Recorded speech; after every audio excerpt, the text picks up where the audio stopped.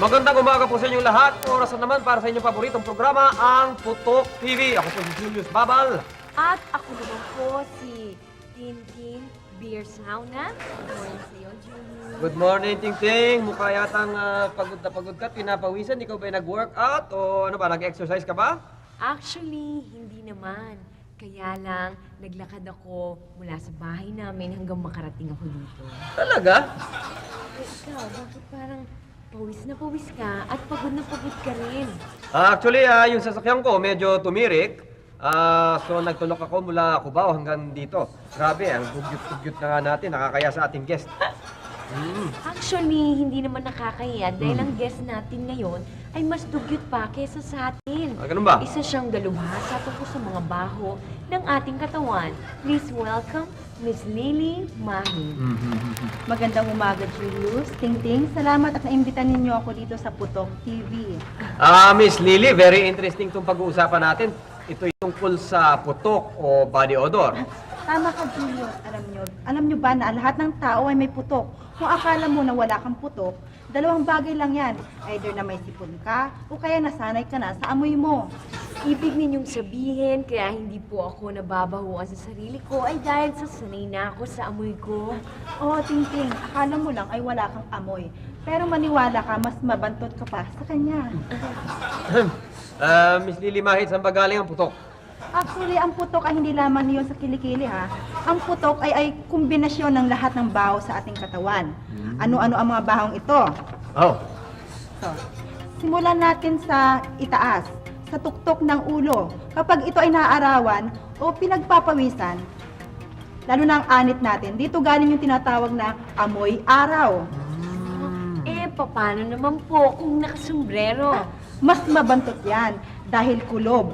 Sasanib ang pawis sa chemical ng shampoo, conditioner, gel, o hairspray. Ito yung naamoy nating amoy pumada ni Lolo. Ngayon naman, ay bumaba tayo sa bahaging tenga. Dito galing yung amoy tutuli.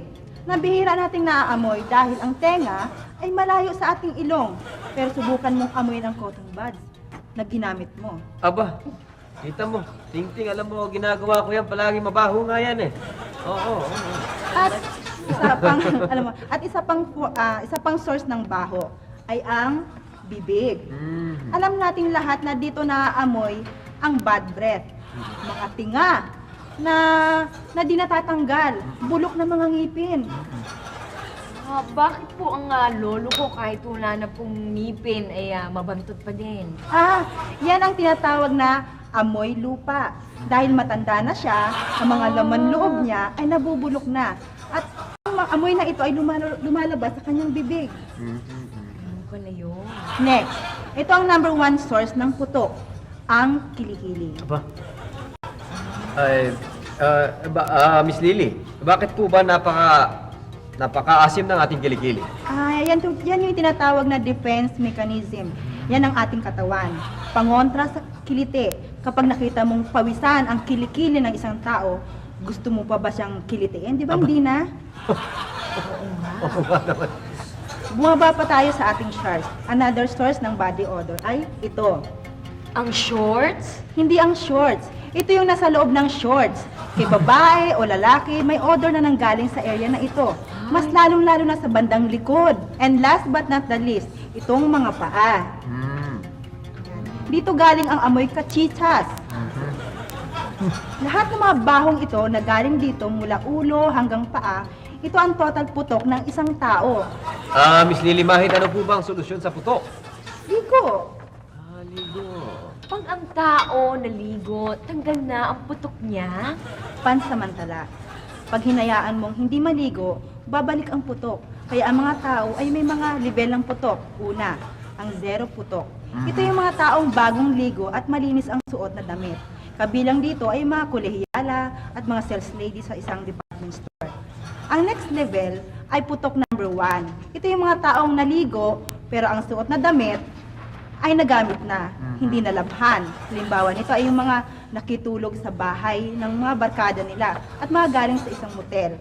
Ang next level ay ang putok number 2. Ito naman yung mga taong malinis ang suot na damit pero hindi naligo. Binabasa lang ang buhok. nagpapanggap na naligo. Usong-uso ito sa mga estudyanteng late na sa school. At ang pinakamabaho, putok number 3. Mga taong hindi naligo, hindi pa nalabhan ang suot, kabilang dito ang mga turistang pumunta sa Amerika na hindi makaligo dahil sobrang ginaw. At nag-ulit-ulit ng suot dahil kinapos ng damit na inimpake. Miss Lily, sabi po ng iba, ang amoy daw ng tao ay resulta ng kanya kinakain.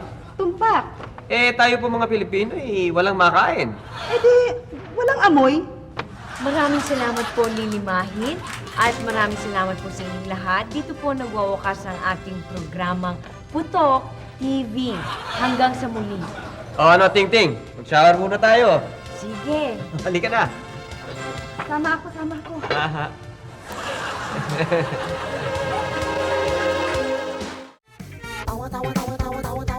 Anytime, anyone, anyhow. Halika manood at sumigaw. Anywhere in the world, everybody in the house. Click and subscribe now.